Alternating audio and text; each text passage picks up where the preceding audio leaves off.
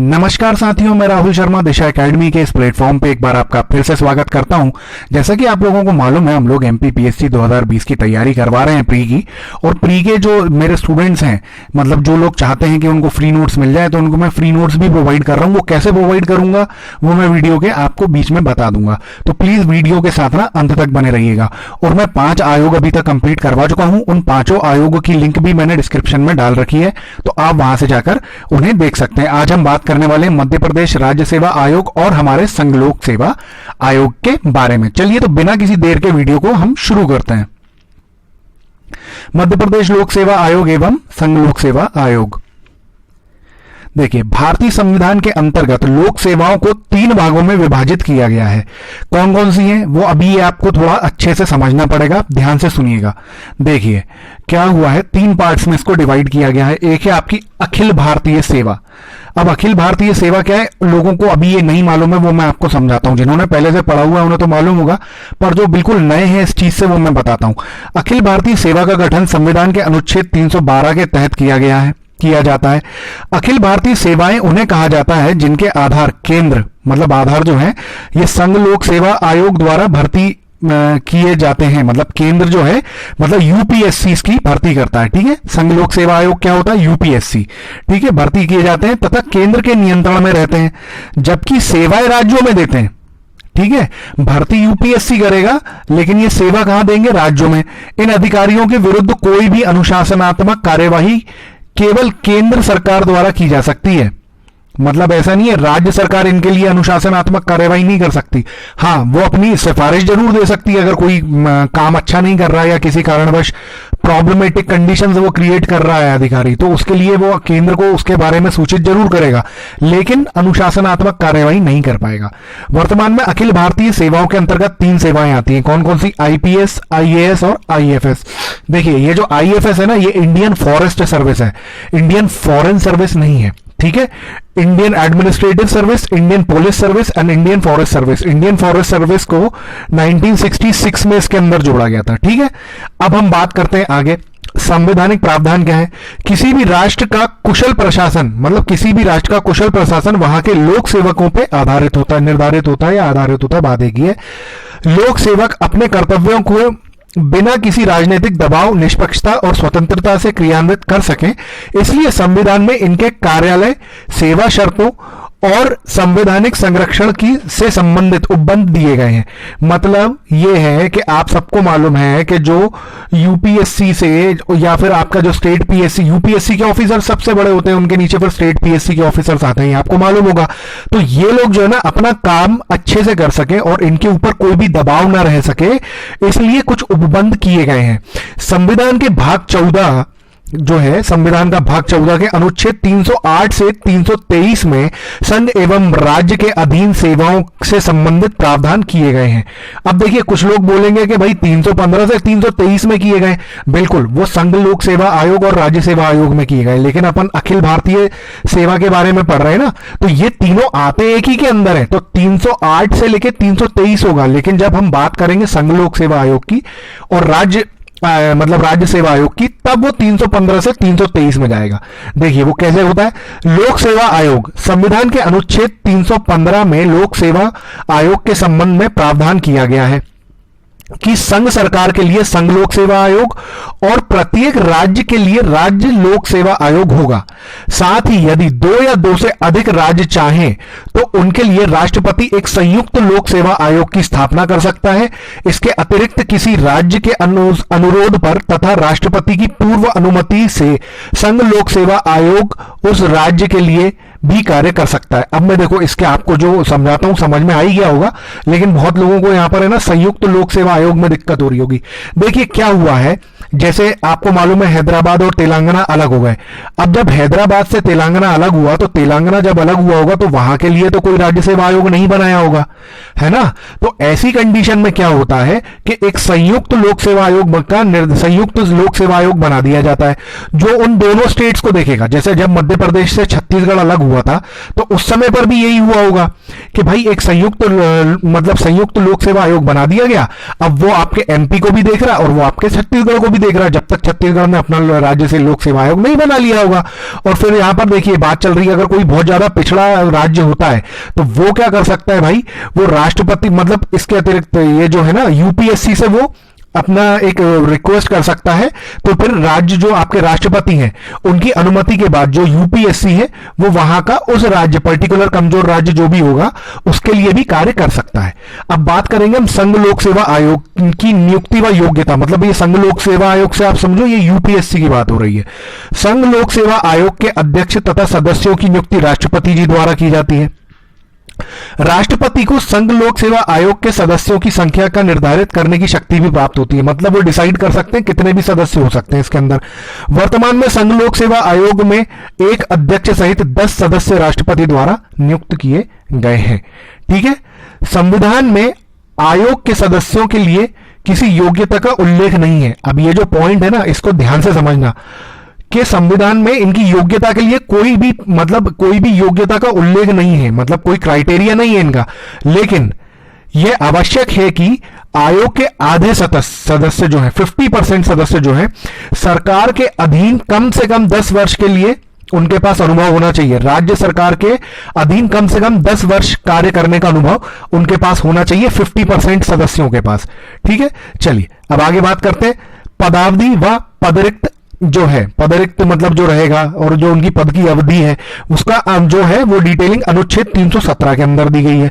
तो संघ लोक सेवा आयोग के अध्यक्ष तथा सदस्य 6 वर्ष की अवधि या 65 वर्ष की आयु तक वह राष्ट्रपति को मतलब ये जो है ना इनकी एज ये 6 वर्ष रहेगी या फिर 65 वर्ष रहेगी, इनमें से जो भी पहले हो जाए। ठीक है, अब ये राष्ट्रपति को त्याग पत्र देकर अपना पद त्याग कर सकते हैं, बिल्कुल कर सकते हैं। राष्ट्रपति उनके कार्यकाल से पहले भी निम्नलिखित परिस्थितियों में हटा सकता है। अब वो कौन कौन सी परिस्थितियां हैं? राष्ट्रपति उन्हें सिद्ध कदाचार के आधार पर हटा सकता है, किंतु ऐसे मामले में राष्ट्रपति को उच्चतम न्यायालय से जांच करवानी पड़ेगी। अगर उच्चतम न्यायालय जांच के बाद बर्खास्त करने का परामर्श देता है तो राष्ट्रपति अध्यक्ष है, मतलब राष्ट्रपति जो अध्यक्ष है उसको अध्यक्ष पद से हटा सकता है। मतलब अध्यक्ष हो चाहे सदस्य हो, अगर सिद्ध कदाचार के बेसिस पे काम हो रहा है, वहां पर हटाने की बात राष्ट्रपति ने करी है, तो उसको पहले जो है ना उच्चतम न्यायालय के पास वो रिपोर्ट भेजनी पड़ेगी। फिर उच्चतम न्यायालय उनके जो सदस्य या अध्यक्ष के ऊपर जो बात चल रही है उसकी जांच करेगा। जांच करने के बाद अगर सदस्य या अध्यक्ष दोषी पाए जाते हैं तो फिर जो उच्चतम न्यायालय है वो बर्खास्त करने के लिए परामर्श दे सकता है राष्ट्रपति को। फिर राष्ट्रपति उसको सिद्ध कदाचार के बेसिस पे हटा सकता है। अच्छा, कदाचार के अलावा निम्नलिखित परिस्थितियों में भी आयोग के सदस्यों या फिर अध्यक्ष को राष्ट्रपति हटा सकते हैं। कैसे? दिवालिया घोषित हो जाए, है ना, बैंकरप्ट हो गया तो इस कंडीशन में हटाना पड़ेगा। अपनी पदावधि के दौरान मतलब अपने पद के कर्तव्यों से बाहर किसी वेतन नियोजन में लगे होना। इसका मतलब यह है कि आपको भाई यूपीएससी में आपको इतनी अच्छी खासी जॉब आपको दी हुई है कि आप भाई संघ लोक सेवा आयोग में काम कर रहे हैं, सदस्यों में या तो आप अध्यक्षों में, लेकिन उसके बाद भी आप क्या कर रहे हैं, आप दूसरी जगह पर भी काम कर रहे हैं पैसे के लालच में। ठीक है, आपने एक मूवी देखी होगी अनिल कपूर की नायक, उसमें जब वो एक दिन का सीएम बनता है तो वो क्या करता है कि हॉस्पिटल में केस नहीं आ जाता है तो वो हॉस्पिटल में फोन करता है, तो वहां मालूम चलता है कि जो सरकारी अधिकारी है मतलब जो आपका डॉक्टर है वो अपनी क्लिनिक में भी काम करता रहता है उस टाइम पर ड्यूटी आवर्स में, तो अब उसको है ना उसका रेजिग्नेशन मतलब उसको बर्खास्त कर देता है अनिल कपूर। तो मतलब ये आपको एक समझाने की बात कर रहा हूं मैं कि यहां पर भाई काम उनको मिला हुआ, लेकिन वो उसके बाद भी है ना दूसरे बाहर लाभ के पद के लिए वो मतलब पैसे के लिए लालच में दूसरी जगह भी काम कर रहे हैं, तो ऐसी कंडीशन में भी उन्हें हटाया जा सकता है।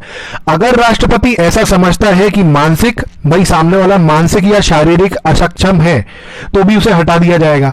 अब भाई जैसे पागल हो गया या फिर भगवान नगर एक्सीडेंट हो गया तो उसमें अपाहिज हो गया, तो इस कंडीशन में भी उसको हटाना पड़ेगा, क्योंकि भाई देखिए मानवता के कारण आप ये वो नहीं कर सकते ना, उनको आपको हटाना पड़ेगा और फिर उनकी पेंशन वगैरह या जो भी चलती है उनको देनी पड़ेगी, क्योंकि भाई यूपीएससी के लिए मतलब संघ लोक सेवा आयोग के लिए या किसी भी लोक सेवा आयोग के लिए आपको कोई फिट इंसान ही वहां पर रखना पड़ेगा।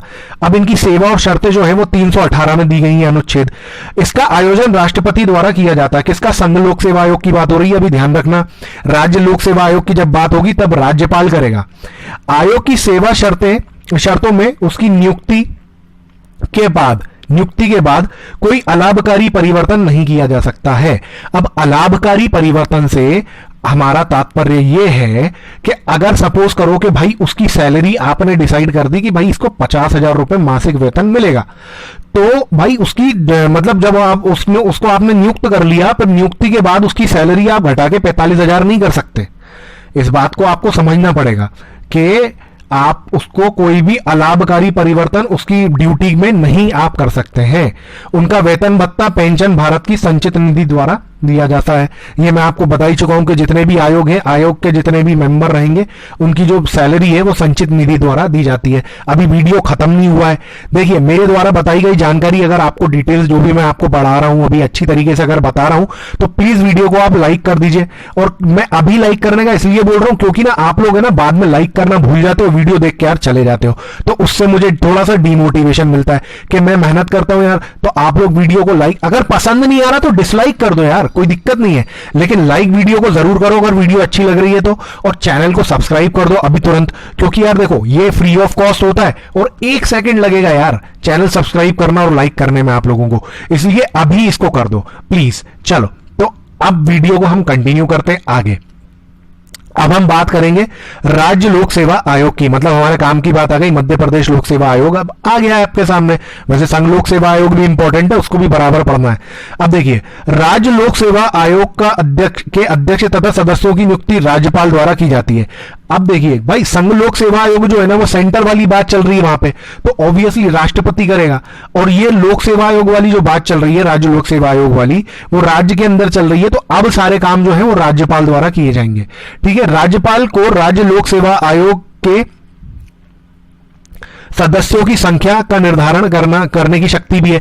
जैसे वहां पर सदस्यों का निर्धारण करने की शक्ति राष्ट्रपति के पास थी, तो यहां पर राज्य लोक सेवा आयोग में ये राज्यपाल के पास है। संविधान में आयोग के सदस्यों के लिए किसी योग्यता का उल्लेख नहीं है। बिल्कुल सेम टू सेम वही पॉइंट है कि 50% जो है उन्हें आवश्यकता है कि वो आयोग के आधे सदस्य भारत सरकार या राज्य सरकार के अधीन कम से कम 10 वर्ष कार्य करने का अनुभव उनके पास हो। ये पॉइंट बिल्कुल सेम है, बस आपको यह समझना है कि संघ लोक सेवा आयोग में काम राष्ट्रपति कर रहा था, राज्य लोक सेवा आयोग में राज्यपाल करेगा। ठीक है ना, मेरा लिखना यहां पर जरूरी था ताकि आप लोगों को मैं अच्छी तरीके से समझा सकूं। ठीक है, संविधान में सदस्यों की संख्या के बारे में कोई भी वर्णन नहीं है, वहां भी नहीं था, पर अभी तक यहां पर देखा गया कि एक अध्यक्ष और 5 सदस्य रखे जाते हैं। अब पदावधि व पदरिक्ति ये भी बिल्कुल सेम है। देखो, राज्य लोक सेवा आयोग के अध्यक्ष तथा सदस्यों का यहां बिल्कुल सेम तो नहीं है, वहां पर देखिए 6 वर्ष और 65 वर्ष था, यहां पर 6 वर्ष और 62 वर्ष है। ठीक है, इनमें से जो भी पहले हो जाए तो वो अपना पद धारण करते हैं। ठीक है ना, वह राज्यपाल को अपना त्याग पत्र दे सकते हैं, वहां राष्ट्रपति को दे सकते थे, यहां पर राज्यपाल को देके पहले भी आप वो मतलब अपना रेजिग्नेशन डाल के पद से हट सकते हैं। उल्लेखनीय है कि राज्य लोक सेवा आयोग के अध्यक्ष एवं सदस्यों की नियुक्ति राज्यपाल करते हैं, किंतु उन्हें केवल राष्ट्रपति हटा सकते हैं। यहां पर बस यही थोड़ा सा चेंज है और ये बहुत इंपॉर्टेंट बात है यहां पे कि देखो, लोक सेवा ये देखो, आयोग अध्यक्ष व सदस्यों की नियुक्ति राज्यपाल करते हैं, किंतु उन्हें हटा सिर्फ राष्ट्रपति सकता है, राज्यपाल नहीं हटा सकता। राज्यपाल सिफारिश कर देगा राष्ट्रपति के पास कि भाई इनको हटा दो, ये अच्छे से काम नहीं कर रहे, लेकिन वो नहीं हटा सकते। राष्ट्रपति, यहां पर देखिए, जो राष्ट्रपति हैं, राष्ट्रपति उन्हें उसी आधार पर हटा सकते हैं जिन आधार पर संघ लोक सेवा आयोग के अध्यक्ष व सदस्यों को हटाया जा सकता है। मतलब ऐसा नहीं है कि राष्ट्रपति हटा सकता है तो राष्ट्रपति कैसे भी हटा देगा, चल भैया जा घर, ऐसे ये नहीं होगा। जिस आधार पर संघ लोक सेवा के सदस्य व अध्यक्ष को हटाया जाता है, से उसी आधार पर राष्ट्रपति इनको हटाएगा। ठीक है ना, अब हम बात करेंगे इनकी सेवा और शर्तों की। तो राज्य लोक सेवा आयोग के सदस्यों की संख्या और उनकी सेवा शर्तों का निर्धारण राज्यपाल द्वारा किया जाता है। ठीक है, इसमें तो आपको कंफ्यूजन नहीं होगी। आयोग की सेवा शर्तों में उसकी नियुक्ति के बाद कोई भी अलाभकारी परिवर्तन नहीं किया जा सकता, जैसा वहां नहीं किया जा सकता यहां भी नहीं किया जा सकता। इनके वेतन भत्ते, अब देखिए वहां पर भारत की संचित निधि द्वारा किया जा रहा था, तो ये राज्य की बात चल रही है, तो यहां ऑब्वियसली यहां पर राज्य की संचित निधि द्वारा मतलब आपके राज्य लोक सेवा आयोग के अध्यक्ष और सदस्यों का वेतन दिया जाएगा।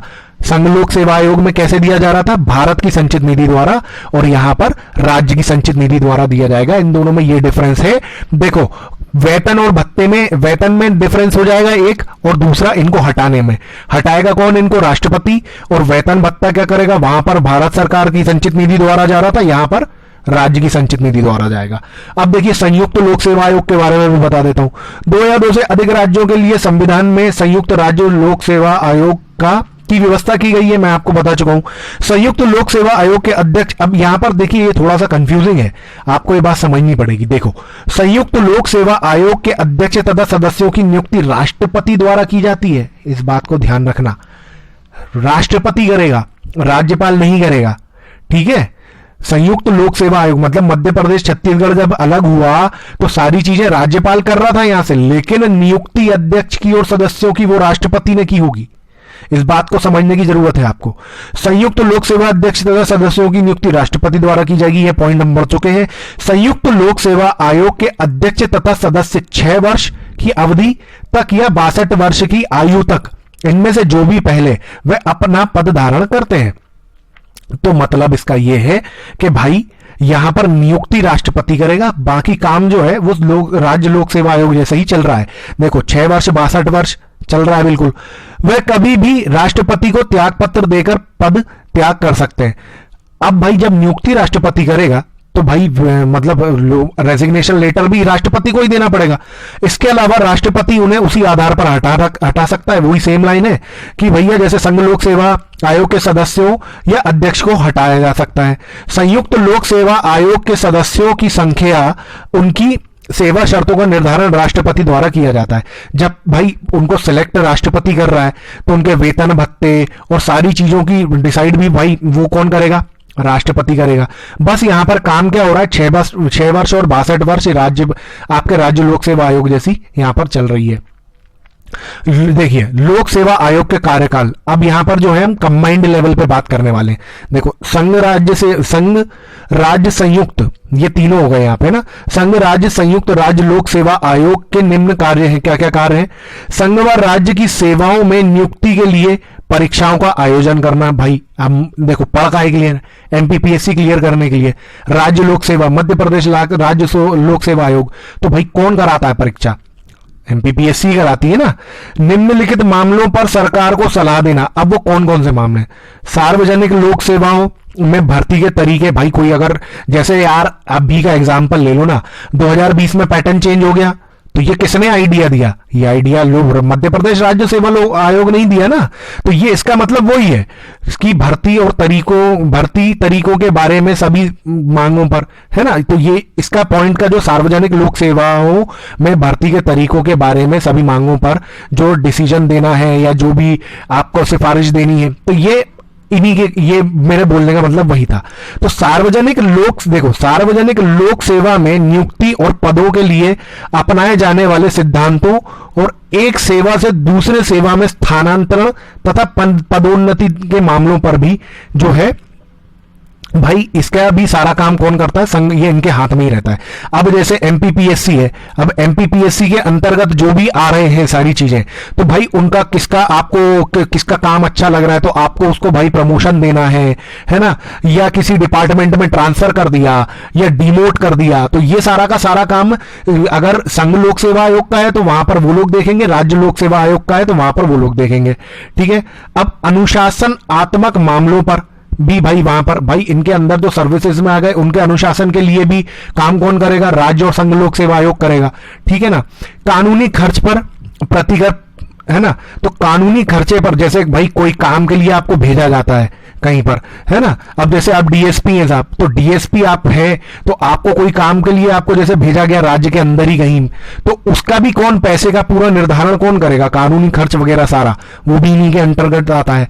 शासकीय सेवा में रहते हुए घायल हो जाने के कारण पेंशन देने के मामले में, अब जैसे भाई कोई डीएसपी साहब थे हमारे, है ना, तो भाई उनको भाई किसी गुंडे को पकड़ने में, अपराधी को पकड़ने में वो भाई घायल हो गए, गोली लग गई उनको, तो कुछ भी हो गया, तो भाई अब वो सेवा नहीं दे सकते। भाई पैर में गोली लग गई, चलने में दिक्कत आ रही है या कुछ भी है, या इतने सीरियस हो गए कि वो भाई सेवा नहीं दे सकते, तो उनकी पेंशन का निर्धारण भी अब कौन करेगा? तो ये सारी चीजें भी संघ में, अगर संघ में होंगे तो संघ लोक सेवा आयोग करेगा, और भाई राज्य की ड्यूटी में होगा व्यक्ति तो राज्य लोक सेवा आयोग करेगा उसके लिए। अब अध्यक्ष एवं सदस्यों का प्रतिबंध पर प्रतिबंध कैसे क्या होगा? तो संघ तथा राज्य लोक सेवा आयोग के अध्यक्ष एवं सदस्यों पर निम्नलिखित प्रतिबंध लगाए गए हैं। अब वो प्रतिबंध क्या है? संघ लोक सेवा आयोग का अध्यक्ष भारत सरकार या किसी राज्य सरकार के अधीन किसी पद को धारण नहीं करेगा। अब यहां पर थोड़ा सा आप लोगों को ध्यान से सुनने वाला काम यहां से शुरू करना है। संघ लोक सेवा आयोग का अध्यक्ष, ठीक है, भारत सरकार या किसी राज्य की सरकार के अधीन किसी पद को धारण नहीं करेगा। मतलब संघ लोक सेवा आयोग का व्यक्ति है तो भारतीय मतलब कोई भी ऐसी जॉब, इंडियन गवर्नमेंट की जॉब है ना, सेंट्रल गवर्नमेंट की या स्टेट गवर्नमेंट की जॉब, पीएससी को छोड़ के ये धारण नहीं कर सकते। ठीक है, इसका मतलब ये है राज्य लोक सेवा आयोग का अध्यक्ष, यहां पढ़ो, राज्य लोक सेवा आयोग का अध्यक्ष संघ लोक सेवा आयोग के अध्यक्ष या अन्य सदस्यों के रूप में या किसी अन्य राज्य लोक सेवा आयोग के अध्यक्ष के रूप में पद धारण कर सकता है। मतलब जैसे कि भाई अभी एमपी के आपके जो एमपीपीएससी जो हेड है ना, तो एमपीपीएससी के जो हेड हैं उनका जब कार्यकाल पूरा हो जाएगा तो वो संघ लोक सेवा आयोग के सदस्यों के लिए वो काम कर सकते हैं, एज अ सदस्य काम कर सकते हैं, या फिर वो संघ लोक सेवा के अध्यक्ष भी बन सकते हैं, या फिर किसी दूसरे राज्य में जाकर वहां के राज्य लोक सेवा के अध्यक्ष बन सकते हैं, लेकिन एमपी में नहीं बन सकते। दोबारा इस बात को ध्यान में रखिए, एमपी में नहीं बन सकते हैं, ठीक है, एमपी में नहीं बनेंगे, बाहर जाके वो सदस्य बन सकते हैं, अध्यक्ष बन सकते हैं, संघ लोक सेवा आयोग के सदस्य बन सकते हैं, अध्यक्ष बन सकते हैं, लेकिन दोबारा मध्य प्रदेश के नहीं बनेंगे। यहां पर ये लिखा है। और भारत सरकार या किसी राज्य सरकार, मतलब वो मैं समझा चुका हूं कि भाई कोई भी पद धारण नहीं कर सकते हैं ये, ठीक है ना, मतलब कोई दूसरी गवर्नमेंट जॉब नहीं कर सकते, उनको यही करना पड़ेगा। अब बात करते हैं संघ लोक सेवा आयोग के सदस्यों की, ठीक है। अब संघ लोक सेवा आयोग के सदस्यों मतलब के आयोग के अथवा किसी राज्य लोक सेवा आयोग के अध्यक्ष के रूप में भी नियुक्ति दी जा सकती है, लेकिन भारत या राज्य, ये देखिए वही सेम ये यहां पर आ गया, इसके अधीन पद धारण नहीं कर सकते। तो इसमें भी वही है यार, देखो संघ लोक सेवा आयोग के सदस्यों की बात हो रही है, तो अगर सदस्य है तो अध्यक्ष तो नहीं थे, तो या तो वो अध्यक्ष पद के लिए नियुक्त हो सकता है, ठीक है, लेकिन दोबारा से वो संघ लोक सेवा आयोग के सदस्य में नियुक्ति नहीं ले सकता। हाँ, वो राज्य लोक सेवा आयोग का अध्यक्ष बन सकता है, सदस्य बन सकता है, लेकिन देखो सीधा सा फंडा यहां पर यह है, चाहे संघ लोक सेवा आयोग हो चाहे राज्य लोक सेवा आयोग हो, जो व्यक्ति जिस पोस्ट पे पहले था, जिस डिपार्टमेंट में, वो उसी डिपार्टमेंट में दोबारा से उस पोस्ट पर नहीं आ सकता है। सीधी सी बात ये समझ लो, इतना ज्यादा कंफ्यूजन मत पालो, बाकी इसको अच्छे से पढ़ना, ठीक है, तो आपको समझ में आ जाएगा। किसी राज्य लोक सेवा आयोग के सदस्य को संघ लोक सेवा आयोग के अध्यक्ष की किसी सदस्य के रूप में अथवा उसी या किसी अन्य राज्य लोक सेवा आयोग के अध्यक्ष के रूप में नियुक्त किया जा सकता है। देखो किसी राज्य लोक सेवा आयोग के सदस्य, तो ये देखो मैं समझा चुका हूं। अब जैसे कोई भाई एमपीपीएससी में ही है तो वो सदस्य था, अध्यक्ष नहीं था, तो वो एमपीपीएससी के अध्यक्ष के लिए नियुक्त हो सकता है, किसी दूसरे राज्य के सदस्य के लिए वो अध्यक्ष नियुक्त हो सकता है, सदस्य नियुक्त हो सकता है, संघ लोक सेवा आयोग का सदस्य नियुक्त हो सकता है, अध्यक्ष नियुक्त हो सकता है, लेकिन मध्य प्रदेश में ही सदस्य दोबारा नियुक्त नहीं हो सकता। मतलब अभी जो मैंने बोला कि भाई सेम डिपार्टमेंट में सेम पोस्ट पे दोबारा नहीं आ सकते, सीधी सी बात यह है, ज्यादा कंफ्यूज नहीं होना है। चलो, लोक सेवा आयोग में क्या इनको स्वतंत्रता क्या क्या प्राप्त है? भाई स्वतंत्र रखना इनको बहुत जरूरी है, नहीं तो इनको पॉलिटिशियंस दबा लेंगे, कोई भी दबा के अपनी मनमर्जी का काम करा सकता है। तो लोक सेवा आयोग की स्वतंत्रता एवं निष्पक्षता निश्चित करने के लिए संविधान में निम्नलिखित प्रावधान किए गए हैं। क्या क्या प्रावधान है? आयोग के अध्यक्ष एवं सदस्यों का कार्यकाल निश्चित है तथा उन्हें राष्ट्रपति द्वारा संविधान में दिए गए आधार तथा प्रक्रिया के अनुसार ही हटाया जा सकता है। ऐसा नहीं होगा कि आपने भाई बोल दिया नहीं अब कल से मत आना काम पे, वो काम नहीं होगा। यहां पे मैं बता चुका हूं कैसे इनको हटाना है, ठीक है। सिद्ध कदाचार, कैसे सिद्ध कदाचार हुआ था? सुप्रीम कोर्ट में भाई जांच चली पूरी, उच्चतम न्यायालय में, वहां पे फिर बाद में न्यायाधीश साहब जब बोलेंगे राष्ट्रपति जी को कि हाँ आपने जो इनके ऊपर एलिगेशन जो इनके ऊपर लगे थे वो सही हैं, आप इनको हटा सकते हैं, तब हटाएंगे। ऐसा नहीं है कि आप मन मर्जी से कभी भी हटा दिया, वो काम नहीं है। यहाँ पे आयोग के अध्यक्ष एवं सदस्यों की सेवा शर्तों में नियुक्ति के बाद कोई अलाभकारी परिवर्तन नहीं किया जा सकता। मैं आपको बता चुका हूं भाई, सैलरी वैलरी आप उनकी कम नहीं कर सकते, उनको जो जो पर्क्स मतलब जो जो बेनिफिट मिलते हैं ना गवर्नमेंट में जॉब में, तो उनको वो कम नहीं कर सकता कोई भी। आयोग के व्यय भारत या राज्य की संचित निधि पर भारित होते हैं। आयोग का मतलब आयोग के अंदर आपका संघ भी आ गया, राज्य भी आ गया। संघ लोक सेवा आयोग की बात होगी तो भारित कौन करेगा? आपका संचित निधि, जो भारत की संचित निधि द्वारा भारित होगा, मतलब उसको पे किया जाएगा। और राज्य की बात होगी तो राज्य की संचित निधि द्वारा भारित होंगे। आयोग के अध्यक्ष एवं सदस्य एक ही पद पर नियुक्ति का पात्र नहीं होते। मैं ये अभी आपको बहुत अच्छी तरीके से समझा चुका हूं, कम से कम 5 मिनट समझाया है मैंने, है ना। चलो अब कुछ इंपॉर्टेंट बातें। मध्य प्रदेश लोक सेवा आयोग का गठन 1 नवंबर 1956 को हुआ। यह डेट आप कभी भूल नहीं सकते। किसके हुआ? राज्य पुनर्गठन अधिनियम की धारा 118 के सेक्शन 3 के तहत राष्ट्रपति के आदेश द्वारा किया गया था। धारा याद रखना, 118 के सेक्शन 3 किसकी थी? ये राज्य पुनर्गठन अधिनियम के अंतर्गत ये हुआ था। ठीक है दोस्तों, बात करते हैं आगे। अब जो इसके प्रथम अध्यक्ष थे, तो भाई प्रथम अध्यक्ष कौन थे? डीबी रेग्गे जी थे। मध्य प्रदेश राज्य लोक सेवा आयोग के वर्तमान अध्यक्ष भास्कर चौबे जी हैं। यह प्रोफेसर एस गौतम के स्थान पर आए हैं। मतलब इनके पहले प्रोफेसर एस गौतम थे, मध्य प्रदेश राज्य लोक सेवा आयोग के अध्यक्ष। अभी श्रीमान भास्कर चौबे जी हैं। राज्य लोक सेवा आयोग अपनी रिपोर्ट राज्यपाल के समक्ष रखते हैं, जिसे राज्यपाल राज्य के विधानमंडल के समक्ष रख देते हैं। और संघ लोक सेवा आयोग अपनी रिपोर्ट रखता है राष्ट्रपति के समक्ष, और राष्ट्रपति उन्हें संसद के दोनों सदनों के समक्ष रखते हैं। संघ लोक सेवा आयोग, ये देखो, प्रथम अध्यक्ष सर रॉस बारकर प्रथम अध्यक्ष थे। ठीक है। प्रथम भारतीय अध्यक्ष एस के कृपलानी, ये आपको याद होना चाहिए। प्रथम महिला अध्यक्ष रोज मिलन बैथ्यू, भाई ये इंपॉर्टेंट है, इसको रट डालना। ठीक है, रोज मिलन बैथ्यू। ठीक है। वर्तमान अध्यक्ष कौन है? अरविंद सक्सेना जी है। ये तो आपको याद होना चाहिए मेरे हिसाब से, है ना। चलिए आगे बात करते हैं। तो आगे तो अब कुछ नहीं बचा है, सारी चीजें मैं आप लोगों को समझा चुका हूं।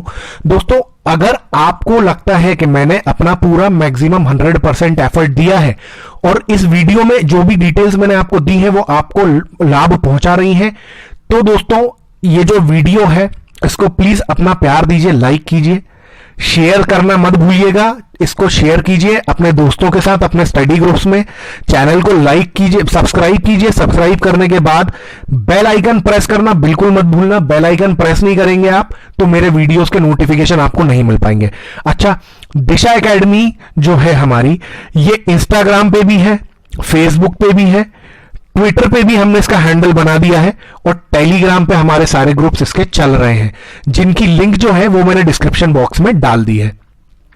अब मैं यहां पर बात करने वाला हूं जिसका एमपीपीएससी 2020 के जो प्री के स्टूडेंट हैं वो बहुत देर से इंतजार कर रहे हैं। देखो दोस्तों, अगर आपको फ्री मटेरियल, फ्री नोट्स चाहिए, मेरा टेलीग्राम का ग्रुप चलता है, उसमें डेली 3 बजे दोपहर में, शाम को 5 बजे, शाम को 7 बजे, रात में 9 बजे हमारे डेली टेस्ट होते हैं। डेली हम वहां पर, है ना, हमारे टेलीग्राम के ग्रुप में टेस्ट होते हैं जो आपके एमपीपीएससी के सिलेबस से रिलेटेड ही सारी चीजें हो रही हैं, और सिलेबस भी हम वहां पर आपको, जो आपका सिलेबस है वो फ्री में प्रोवाइड कर रहे हैं। तो उसके लिए आपको करना सिर्फ ये है कि आपको लाइक करना है इस वीडियो को, ठीक है, आपको चैनल को सब्सक्राइब करना है, कमेंट बॉक्स में एमपीपीएससी 2020 लिखना है। आप जैसे ही वहां पे कमेंट करेंगे, मैं वहां पर आपको एक नंबर प्रोवाइड करूंगा, उस नंबर पे आपको व्हाट्सएप पे ये तीनों स्क्रीनशॉट भेजने हैं, और फिर मैं आपको तुरंत अपने टेलीग्राम वाले ग्रुप में ऐड कर लूंगा। ठीक है दोस्तों, तो इसी के साथ मैं राहुल शर्मा आपसे विदा लेता हूं। जय हिंद, जय भारत।